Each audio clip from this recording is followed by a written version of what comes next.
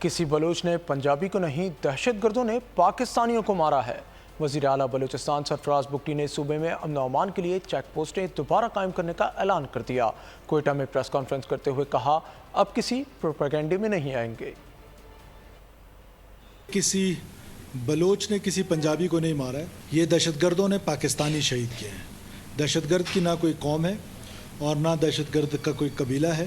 میں سمجھتا ہوں کہ ہم انشاءاللہ تعالیٰ اپنے یہ جتنے بھی شہداء ہیں ان کا نہ صرف بدلہ لیا جائے گا، بلکہ جو سوال ہمارے لیے دہشت گرد چھوڑ کے گئے ہیں اسی انداز میں اس کا جواب دیا جائے گا۔ ان کے فیسیلیٹیٹرز کو، ان کے سمپتائزرز کو اور یہ جو عمل کر رہے ہیں ان سب کو انشاءاللہ تعالیٰ کیفر کردار تک پہنچا کے دم لیں گے، آخری دہشت گرد تک۔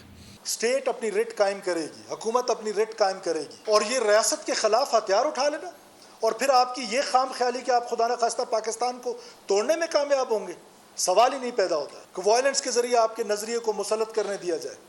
نہیں کرنے دیں گے، کسی صورت نہیں کرنے دیں گے۔ یہ ہمارا لیجٹیمیٹ رائٹ ہے کہ ہم چیک پوسٹ بنائیں گے جہاں ہمیں ضرورت محسوس ہوگی۔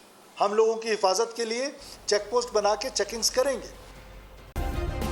سبسکرائب کریں اور بیل دبائیں تاکہ کوئی خبر رہ نہ جائے۔